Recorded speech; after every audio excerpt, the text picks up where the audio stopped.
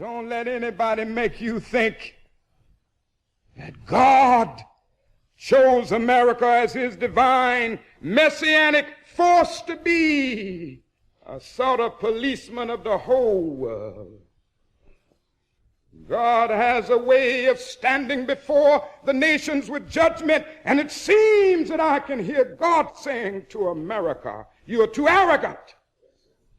And if you don't change your ways, I will rise up and break the backbone of your power."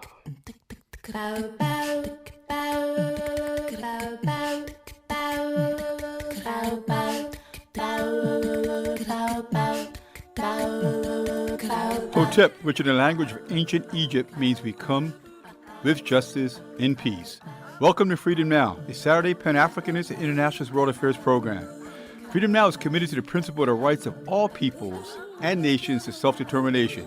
We thank you deeply for your contribution to KPFK, which permits programs like Freedom Now to stay on the air. In this era of corporate acquisition and co-optation of all dissident media, we provide the microphone, challenging their corporate and racist point of view.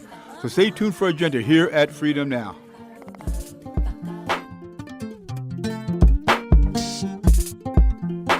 Habari Gani.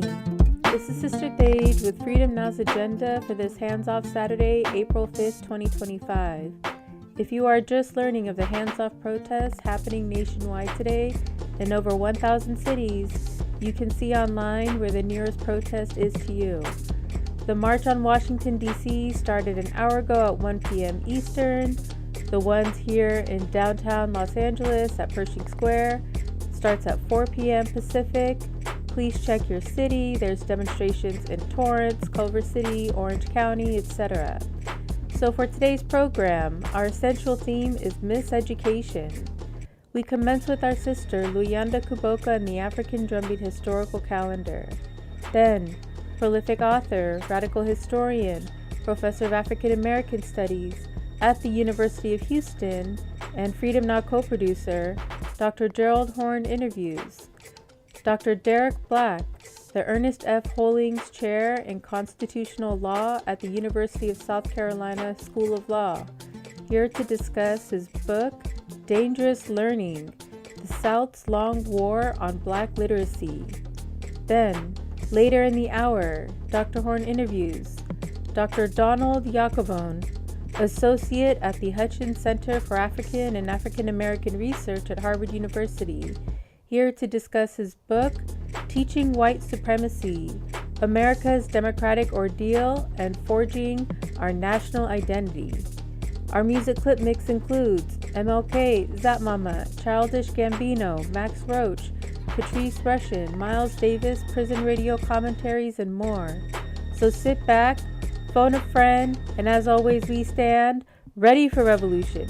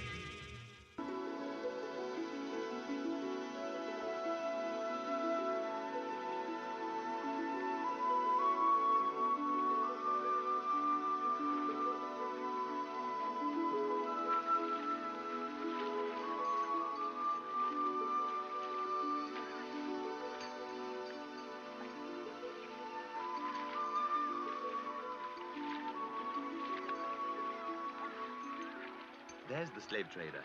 Let's talk to him now. Go on, call to him. Hey, Mr. Schultz, mind if we freshen up a little too? Hello, boys. I'm glad to see you. It's you, because if you know how to treat them, they're not a really animal like people say. What you need is a good master. Like me, for example. You see, my profession has also its noble side. Some people call us peddlers of human flesh, zealous of souls. No. When you have a good conscience like mine, this work becomes a mission. Don't think for one moment as this is a lucrative profession. What do you think, for example, I make on this mail? $40 to $50 if he doesn't get first a hernia, yeah? And with the females it's the same. Oh, this wench. I think I'll do better with this one. I paid $250 for her. But I should get $650 for her if Zambak fattens her up. And perhaps $120 a dozen. They'll bring $250 on the market. So you'll say, a profit of 80 to 120%. That's not bad. One moment, it's 420 miles from here to the market. And who pays for the ones who escape and the others who die on the way? If 1 out of 3 gets there, I'm lucky. Then feeding, clothing, castrating, the lousing, whipping, then the taxes, the tolls, the highway robbers, the fever, then my health, my family.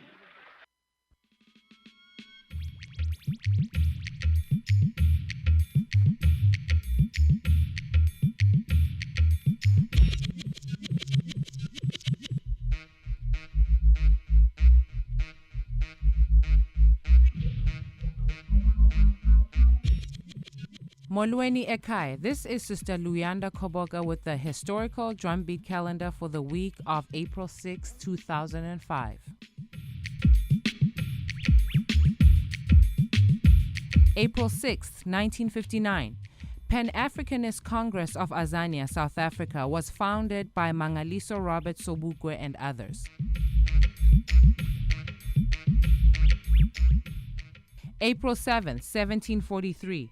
Toussaint Louverture was born in Haiti.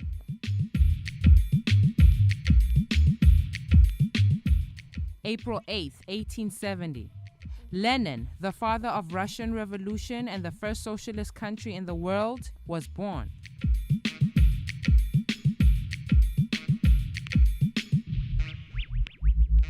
April 8, 1787. Africans leave England to return home to Africa and to establish settlement in Sierra Leone.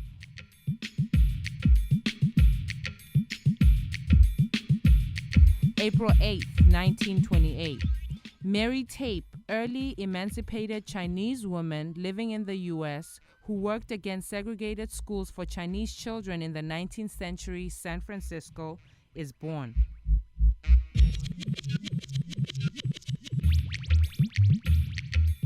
Menachem Begin begins one of the many massacres of Palestinians in village Deir Yassin to depopulate Palestine of Palestinians, thereby providing a settler colony for European Zionists. April 9th, 1966. Zimbabwe's African National Union begins armed struggle to decolonize Rhodesia from European settler control.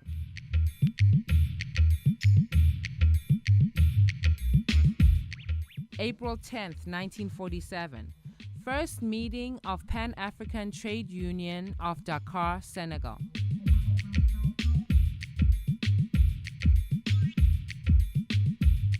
April 11th, 1977.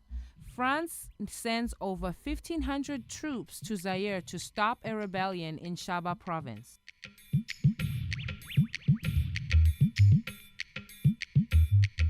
April 11th, 1981. Massive uprising in Brixton, London begins in demonstrations against police harassment and racism. This has been the historical drumbeat calendar for Freedom Now, KPFK 90.7 FM, 98.7 FM in Santa Barbara, and streaming live at kpfk.org. For any questions or comments, you can contact us at freedomnow@kpfk.org. And in the language of our freedom fighters in South Africa, we want to end with Amandla Awetu, Amandla Awetu, Amandla Awetu. It's only when they begin their history in their state of freedom that they can come to properly understand their role. Thus, all Africans in America who begin their history in 1619 can never solve the problems they face. Those truly seeking to solve their people's problems must begin their history in Africa. We want to be free from misery. We want to live like human beings. We don't want to live on dumb amongst dead dog and fly. And if you fight junker from sky to get food for now, we want to live like any other man. You believe we come here willingly. You believe we want we pick them to grow up in a place worse than hog pen. We want to free.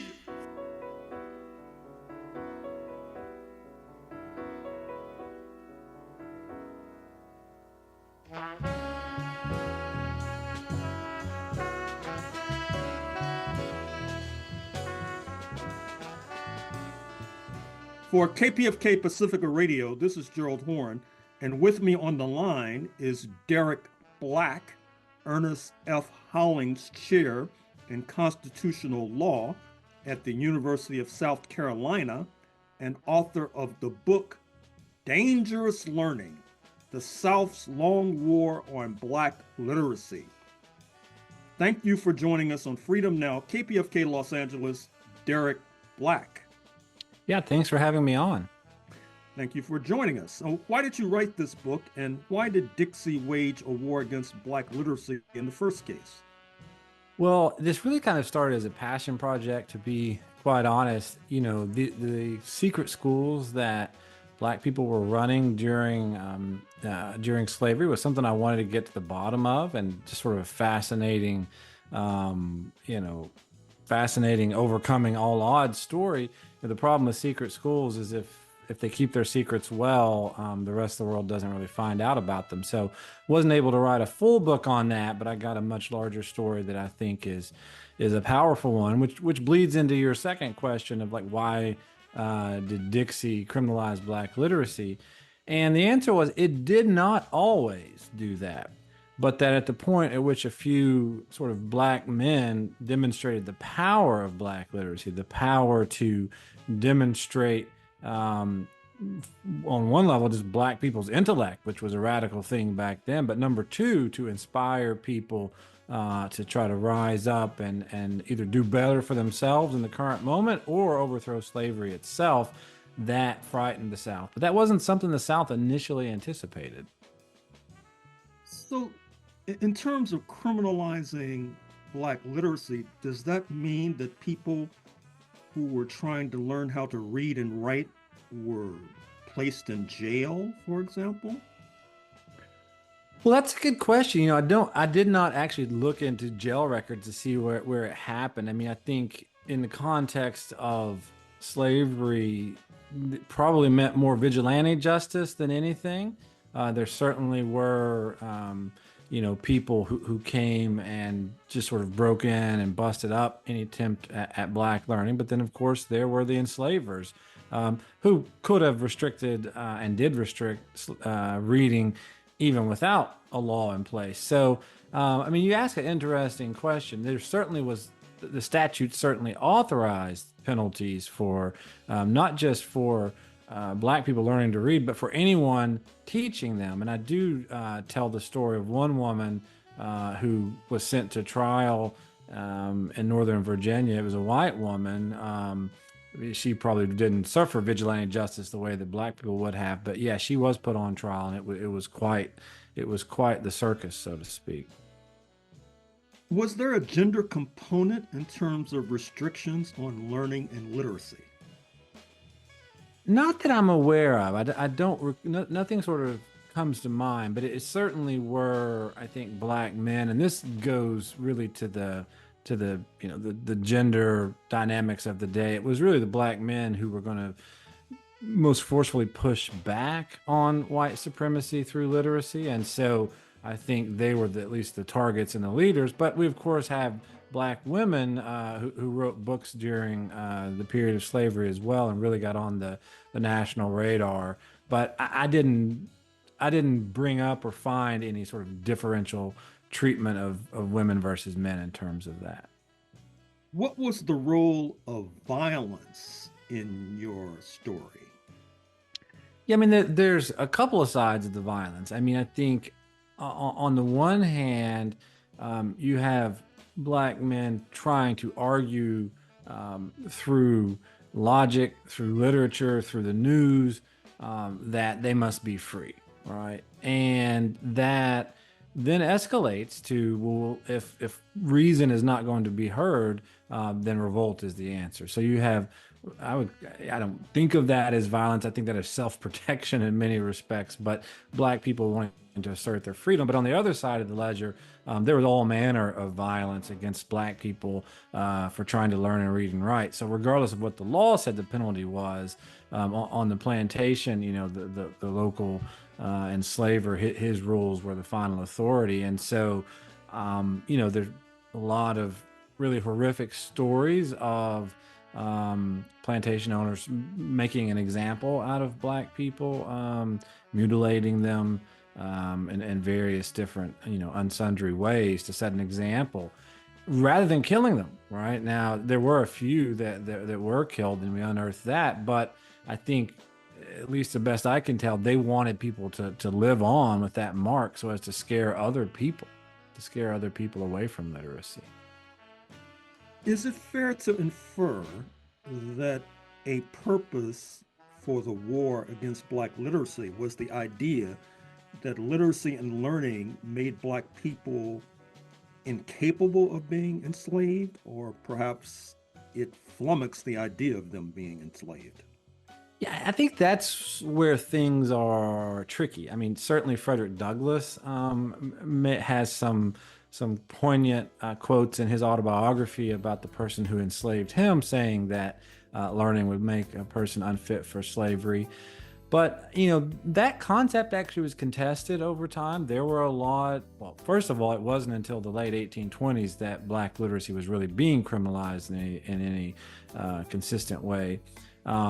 And that's because there were a lot of churches, a lot of religious missionaries that thought it was their duty to teach black people to read and write. Some thought that just as Christian duty, and some thought that it would make them better slaves, right? To be clear. But there is this contest over the period of, you know, late 20s through the mid 30s, in which the mountainous regions of the South, where there were fewer enslaved people, but, you know, I think sort of truer to the word of God, insisted that literacy not be banned, but ultimately the slaveocracy over the course of that decade wins the day, so to speak. So you mentioned the 1820s as a turning point. Is it fair to infer that Denmark Vesey and his attempt to revolt against slavery in Charleston during that time period has something to do with that transition? That's right. I mean, Denmark Vesey, who was a free man he was born into slavery, but was a free man of color throughout the early 1800s. He really used his literacy to share information, to gather ideas, to communicate with people, including sending letters out to the president of Haiti. And he orchestrated, of course, there's some dispute over how large it was and all the details, but he at least thought out and was a ringleader, I guess, in what would have been the largest black revolt in the United States by a magnitude of hundreds. I mean, it was just an enormous group of folks. And it really was his literacy. It really was his ability to interpret the Bible, to share information in the news that made that possible. And so when they were you know, it gets thwarted, you know, loose lips sink ships, I guess, for lack of a better word. But when he goes to trial, you know, the role of his literacy becomes a theme. And then they write a transcript and sort of explanation of what happened. And so the local white authorities center on literacy as being a problem. And so this really is the point at which you see a very targeted attack and suspicion of black literacy in a way that you hadn't seen before. Does the war against black literacy continue post-1865 after the abolition of slavery in Dixie, or alternatively, does it continue post-1876 in the overthrow of Reconstruction, i.e. the post-slavery era? Yeah, I mean, I think what we have here are two combating forces. We have the North that is, determined to bring education to the South, both for black children and white children. The white illiteracy rates were 4 times that of illiteracy rates in the North. So they believe that this is a centerpiece of democracy. You have black people who have been denied this right, for 3-4 decades, and who desperately want their children and their grandparents. Well, they want the whole community to partake in this. So you have an enormous sort of push out of the black community, push out of the federal government that brings public education and literacy to the South. And that push is, of course, having to butt up against those same ideas from the 20s and 30s that thought this is going to make black people too equal, or this is going to put ideas in their mind, or that there's something wrong about this. But, black people's freedom and, Northern intervention allows public education to dramatically expand for the better part of a decade. But those folks opposing it never go away. So when the Union goes away at the end of Reconstruction, those sort of old ideas come back. Now, they don't come back to eliminate education altogether for black people, but they decide that the best thing to do is segregate schools and to make sure that there is less funds for black schools than white schools. So who was Charlotte Fortin, and what role does she play in the story?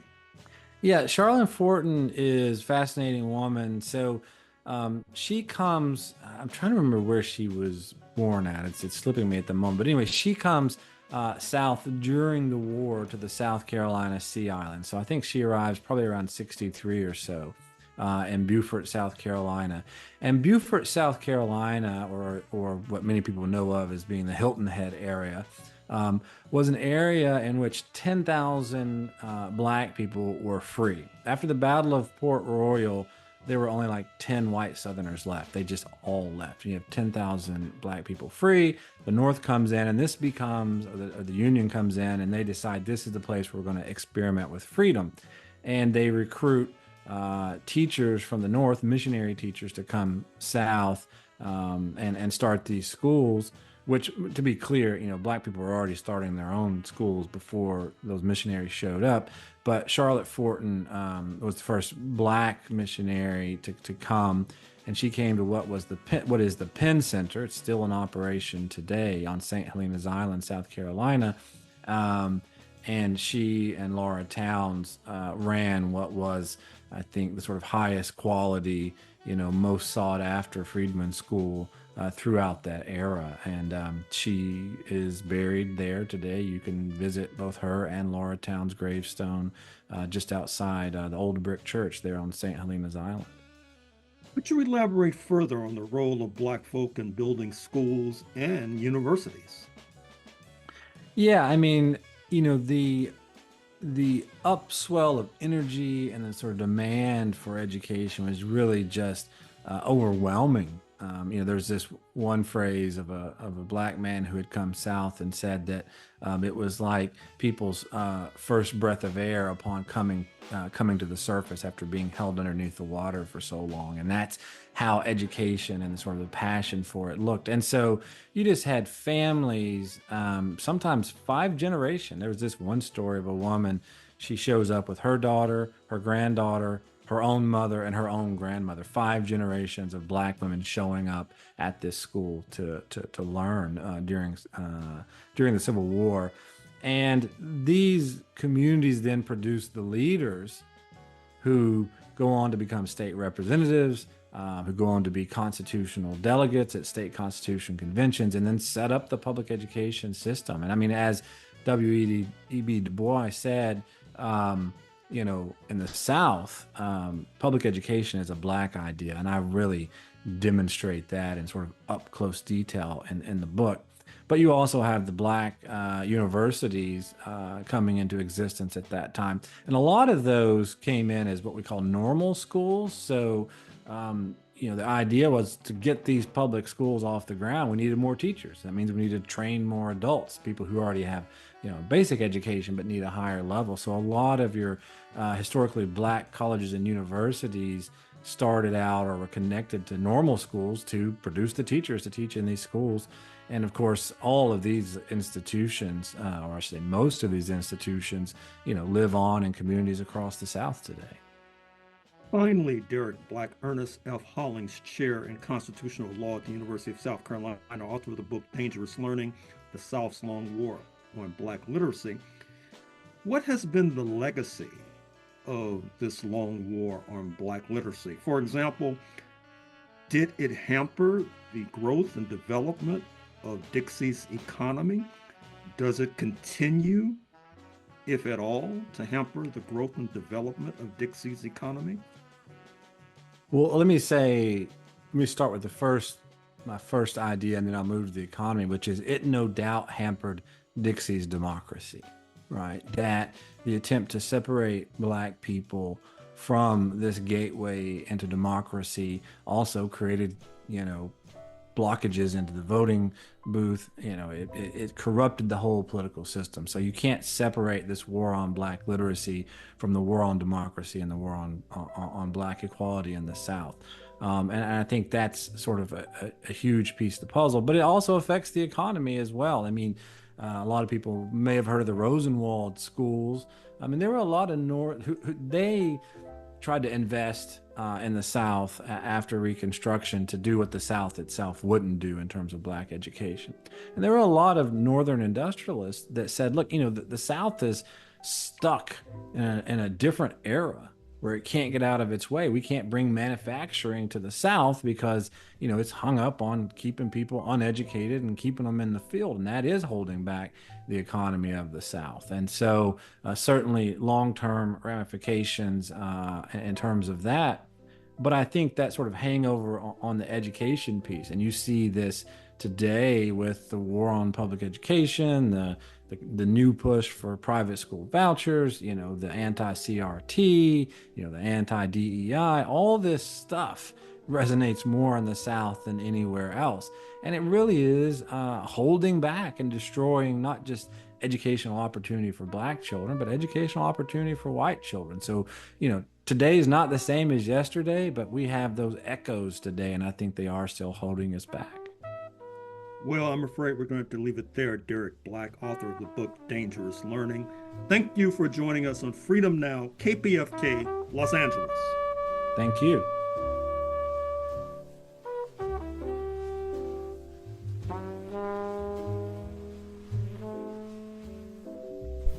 This is Sister Flora, and you are listening to Freedom Now at KPFK 90.7 FM in occupied Mexico, including Los Angeles, 98.7 FM Santa Barbara, 93.7 FM in San Diego, and streaming live on the web at kpfk.org.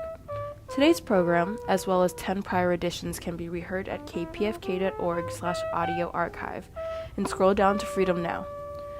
From 12 to 1 p.m., following Freedom Now is our sister Assumpta, with Spotlight Africa addressing issues facing Mother Africa.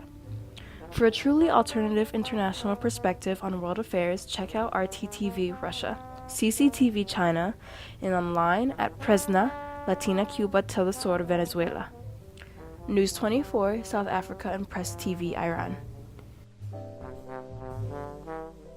And up next are prison radio commentaries. Peace to the people, this knowledge-born God Allah, here at Pelican Bay State Prison Facility B, Level 4. I want to talk about Level 4 statewide prison lockdown. If y'all didn't know, there was a prison lockdown in the state of California statewide, Level 4 prison lockdown. So I'm going to give y'all the knowledge on this here. I am very dissatisfied at how no one is reporting or doing the knowledge on the foundation of white supremacy that lays at the very foundation of this American society. So I'm providing the knowledge in our God-centered culture, the 5%, also known as the nation of God's and earth. We have, before the lockdowns, suffered from racism, hatred, serious racism, hatred, and elevated, provoking, and insightful engagements with peace officers here at Pelican Bay State Prison, Level 4B Pacific. Brothers in billets 8, 5, 4, 7, and 6, where I'm at, had a very difficult time getting to our classes, our civilization classes, being let out of their cells when they have ducats, not being let out of their cells when they have ducats, and when they're walking across the yard for being let out late. The officers tell them to get on the ground and shut the yard down and handcuff them and take them into the program office. And then I find out they have a ducat for our civilization class and let them go. All this is due to the fact that on Tuesday, I tried to speak with our supervisor, which is Chaplain A.J. Webster, AMI Chaplain A.J. Webster. And I have tried to speak with him to give him an executive committee, an executive body of who's supposed to come and talk to him and how they're supposed to come and talk to him about our program, the 5% Nation of Gods and Earth God-centered culture. We have been very disrespected. We have been provoked in ways of hostility. People have been using the N-word around here, including some of the officers. They have enticed even myself. You know, an officer named El Lopez that works in Building 6 told me that I was going to talk to the brothers about the program that they missed, because the brothers missed the program. And he told me I'm acting like a child, but he's in a gun tower. And so when I talked to the other officer on the floor, he jumped up off behind from his desk, which his name is Pasha, and take a fighting stance and told me, get out of my office. I don't want to hear that. Get out of my office. Trying to provoke us into a situation. And this is before the statewide lockdown. So nobody is talking about the officers provoking, officers creating physical harassment, such as putting people in handcuffs, such as taking pictures off the wall, such as shutting down the prison so that, they can just go have barbecue and eat hamburgers and talk that white supremacist stuff. You understand? So we need some help. I am asking the people of the public to look into Pelican Bay State Prison Level 4B yard, because they had the programs at once and everything was fine. But as soon as the eyes of the public was shifted somewhere else, it went back to the same old normal program of racism and white supremacy. And so my name is Knowledgeable and God Allah. You know what I'm saying? I'm in Building 6. I'm in cell 119 and in B section. And so I'm letting y'all know that I filed 602s. I just had an interview with the people in Sacramento about this situation, and she was pro-police. So I told her about the situation. I wrote it up. I wrote it down, and I don't think too much is going to happen, but I did do my job. We as the 5% Nation of Gods and Earth request, we as the 5% Nation of Gods and Earth God-centered culture request all eyes and hands on all people, civilized people, and the rich and the 5% Nation of Gods and Earth, God-centered culture, the true and living gods and the earths, call up here and complain and ask questions about why our program, out of all programs, are being hindered. We're the only program that what we teach is that the black man is God, and that is and that is bringing about a serious racial, ethnic discrimination and a religious bias and hatred toward us. We appreciate you. Thank you very much, and y'all take care of yourself. Peace. These commentaries are recorded by Prison Radio. We will now continue with historian Professor Dr. Gerald Horne. For KPFK Radio, this is Gerald Horne, and with me on the line is Donald Yacavone, associate at the Hutchins Center for African and African American Research at Harvard University and author of the book Teaching White Supremacy, America's Democratic Ordeal and the Forging of Our National Identity. Thank you for joining us on Freedom Now, KPFK Radio, Los Angeles, Donald Yacavone. Well, thank you for having me. It's an honor. And it's an honor to have you. So why did you write this book, Teaching White Supremacy? Well, this is actually an important question, particularly these days. In fact, I didn't set out to write this book.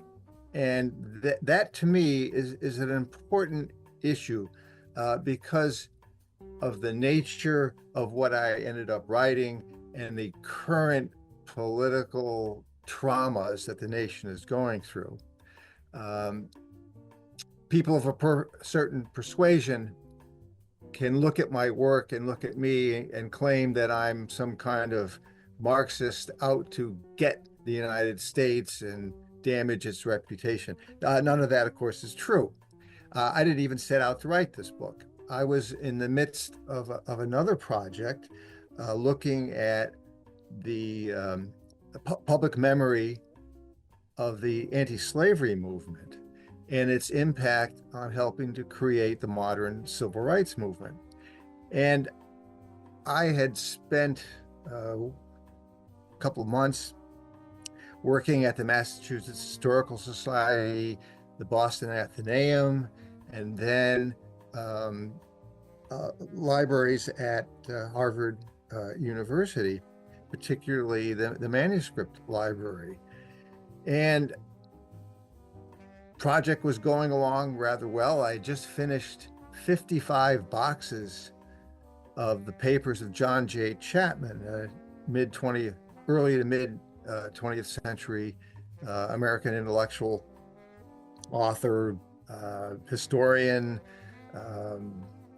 playwright, you name it, political reformer. And after going through so many papers and documents and knowing that I had, there must have been 100 microfilm reels of the papers of the Garrison family, not William Lloyd Garrison, but his children and their children and husbands and wives, et cetera, et cetera. And I thought, well, before I dive into all these microfilms, I'm going to take a break and go over to the library at the Harvard Graduate School of Education and see what some textbooks had said about the anti-slavery movement. Now, as a scholar of abolitionism, I certainly know what the historiography is, but I had never taken a look at textbooks. That's not where scholars look for essential information to write their books. So I went over, and frankly, I was stunned. I had no idea that they had a collection of 3,000 U.S. history textbooks stretching from 1800 into the 1980s. And at the time, the Special Collections Library was available, and you could go right in and, after consulting with a librarian, they put you in front of these books and you could look at what you wanted. Now, fortunately for me, these were all chronologically arranged from about 1800, as I said, right through to the 1980s. And I just was not prepared for this. They were in these enormous electronic movable shelving units that were about 10 feet tall. And it was just overwhelming. And so I had to figure out what I was going to do. So what I did is and because they were chronologically arranged, I went and pulled out one from 1832, which was the year after the founding of Garrison's Liberator, the famous anti-slavery newspaper. And that happened to be authored by Noah Webster, famous for creating the American Dictionary. And I was stunned by what I found.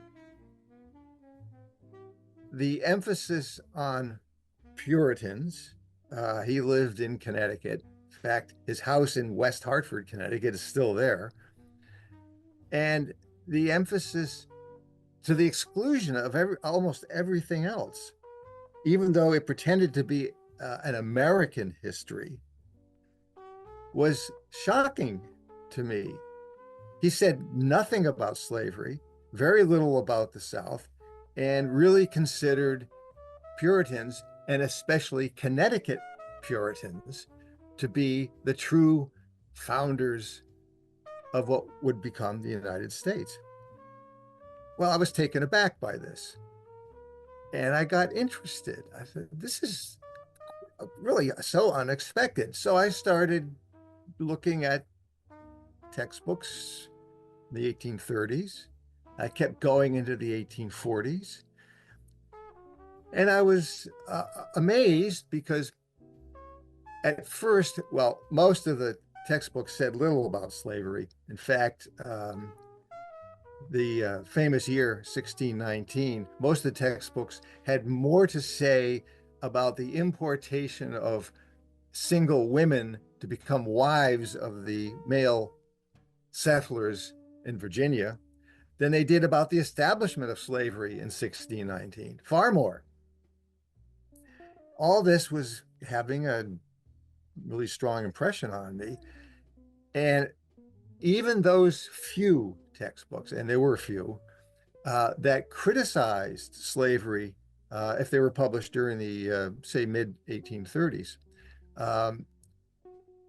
never mentioned any particular slaves, just in general.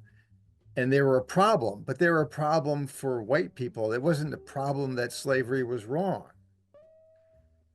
And then by the 1840s, any criticism of the institution of slavery vanished, even in the same books by the same authors. They were cleansed of the previous criticism of the institution of slavery and the slave trade. I found this really quite engaging. And then, of course, the situation became even more dramatic after 1850. 1850, of course, is important because of the controversy over slavery and the extension of slavery. And by this time, I couldn't stop. All of this really had little or nothing to do with the project that I was working on, but I felt compelled to go on. This was fascinating because the theme of these books was whiteness, condemnation of native inhabitants. I mean, just about all the textbooks refer to them as savages, impediments to Northern European progress, gross impediments.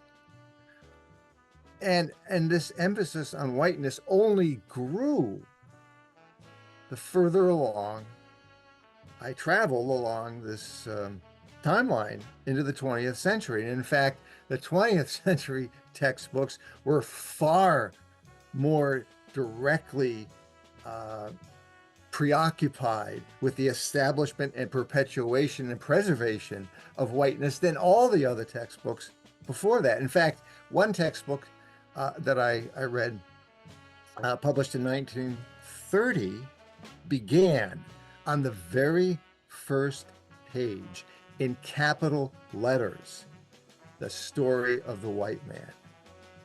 Well, by that time,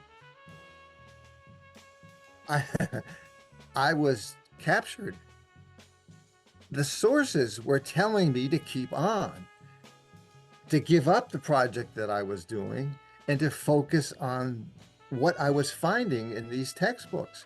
Now, this is not something that happens to me. If I start a project, I go through it and finish it. But I found these textbooks so convincing, so important, because after all, they're textbooks. They're aimed at students. They're aimed to present American history in the most cherished and really quite wonderful life for American citizens. And what they're proclaiming is the dominance and wondrous status of whiteness, just like the 1930 textbook I just mentioned went on. And so I kept on. I went through the entire 3,000 collection. And by the time I finished that, I was so overwhelmed by this all I can say is a force about how important this record was that I couldn't stop. But I also didn't want to write a book about what I thought was maybe a bunch of bad books. That's not the kind of project that I would have been interested in. So I sat there and I thought, well, wait. What compelled these authors, the vast majority of whom were Northerners, I mean, like 95%, published by presses that were almost entirely in the North, Boston, New York, Chicago. Why did they take this sort of line of inquiry? Why were they so dominant? Why were they so preoccupied with whiteness? Thus, the first 2 chapters of my book, which explain the background, the motivation, this creation, definition, and perpetuation of American identity as white. So who was John H. Van Every, and what role does he play in your book? Yeah, Van Every is chapter 2. And Van Every was, as the historian George Fredrickson said long ago, the nation's first professional racist. And what he meant by that was that this man, who became an extremely influential newspaper and then a publisher, made his living proclaiming white supremacy. He published 2 newspapers devoted to white supremacy, and he published an endless series of pamphlets and books on whiteness and the inherent inferiority of people of African descent. Now, he's a Northerner. In fact, he was born in Canada, and you can't get any more Northern than that. He had been trained as a doctor, but gave up his career as a physician to become a publisher of articles, newspapers, 2 newspapers, and a series of books and novels about white supremacy. And in 1 year alone, and this is from him, I found it in one of his newspapers, he had placed advertisements for his publications, his newspapers, his pamphlets and books, in over 1,400 American newspapers. He influenced the Southerners. They reprinted his books long after his death, well into the 20th century. In fact, Klan websites today still offer some of his publications. And his idea was that God and nature created the African American to do the work of white men. It's as simple as that. God and nature created. Now, he was not filled with the kind of hate we might have expected. No more than a farmer would hate cows and mules. He just thought that based on his read, and he read extensively in European scientific work at the time of the history of humanity. And he decided that God and nature had created this people as a separate race, just as he created other quote unquote animals to do work for people. And his people, of course, were white. And that was their role. And what I've discovered was that his work was so popular that even after the Civil War, Southerners read it and incorporated his ideas into what became known as lost cause ideology. And and through Van Every, they were able to accept the end of slavery, the ownership of human beings, because they could then force them into employment, but didn't need ownership to do so. His influence was dramatic across the North and especially across the South, which helped justify to Southerners the end of slavery, but the continued domination of people of African descent.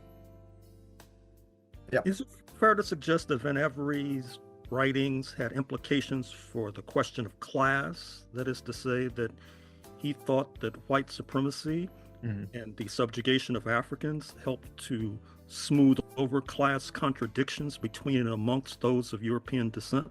Absolutely. He, along with generations before them, used African Americans to help build white racial solidarity. And indeed, as I argued early in the first section of the book, it was the African presence which overshadowed the issue of class among Northerners. And we have to remember that the colonists who settled in what became the United States all came from class-riven societies, monarchies. And what they saw was that the differences among themselves was far less than the perceived differences than with people of African descent, which allowed democracy to flourish, because democracy was had always been mistrusted. These people, as I said, came from countries that had no democracy. They were monarchies. They were class-dominated monarchies. And ironically, the African presence allowed people who otherwise would have continued the social structure that they knew, helped develop democratic principles in what became the United States, all based on racial domination. In light of recent advances in the historiography of the Founding Fathers, that on Thomas Jefferson in particular, is it fair to suggest that the whiteness and white supremacy that you uncover in textbooks is not shocking nor surprising, given the fact that the Founding Fathers themselves and the republic they established were white supremacists? Well, of course, it isn't surprising.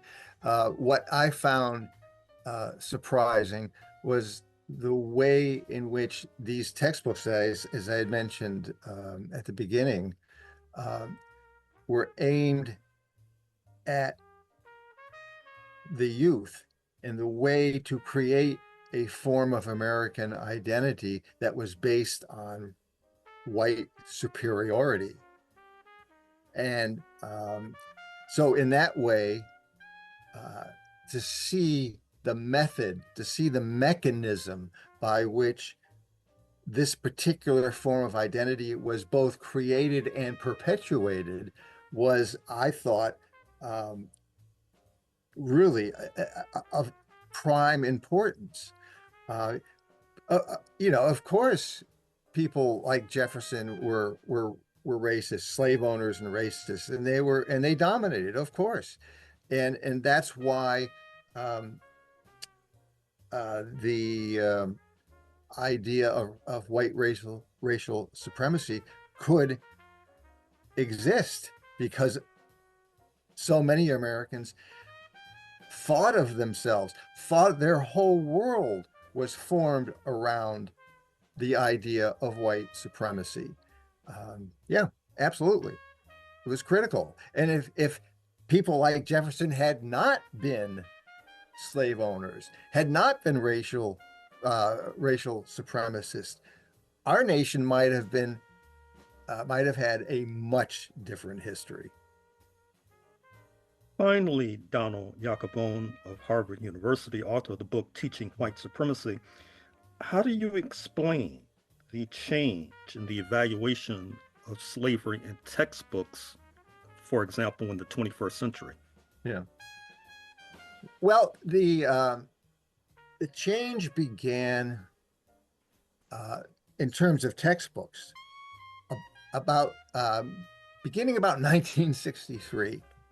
Early to mid 1960s, you could see the influence of scholars like John Hope Franklin, and of course, as you well know, W.E.B. Du Bois, who had been writing for decades earlier, and it finally began to penetrate into the academic world. And slowly, and very slowly, attitudes began to change as expressed by these textbooks. But it took a very, very long time. And it's very important to remember that it isn't just what is in the textbook that matters, but also what is not in the textbooks. And so many studies of American history and aspects of American history simply leave out the African American contribution. And therefore, generations of Americans understand what is important and what isn't important by what is taught and what they see in textbooks. And if it's not there, then it can't be important. But really, what you see is a struggle beginning in the early to mid 1960s to change what had been dominant in the teaching and the education of American kids. But it would take decades before what I had seen for all the years previous to change and take on a new format. But now we're at the point where the textbooks are fine for the most part, but teachers won't teach it.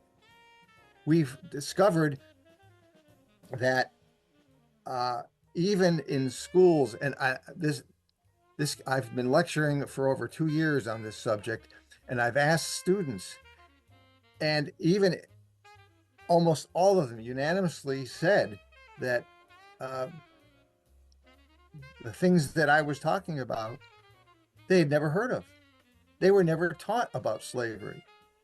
In one case, for instance, in Rhode Island, in one school district, the only information they had ever received in public education was one paragraph statement about the history of slavery. Well, Donald Yacavone of Harvard University, author of the book Teaching White Supremacy. We're going to have to leave it there, but thank you for joining us on Freedom Now, KPFK, Los Angeles. Thank you. And in closing, we'd like to thank our guests. Thank you, Dr. Derek Black. Thank you, Dr. Donald Yacovone. Thank you to our producers, Dr. Gerald Horne, Sister Flora, Brother Brandon, Sister Femi, our board up Wendell, and all those who made today's program possible. Please stay tuned for our sister Assumpta coming up next with Spotlight Africa, addressing issues facing Mother Africa. Signing off for Freedom Now, this is Sister Thage. And until next week, as always, we stand ready for revolution. We state these facts only to let you know that those of us who are revolutionary, Pan-Africanists, is not because we love revolution. It is historically determined, and we have no alternative but to follow history and to use history for the benefit of our people. Power to the people. Power to the people.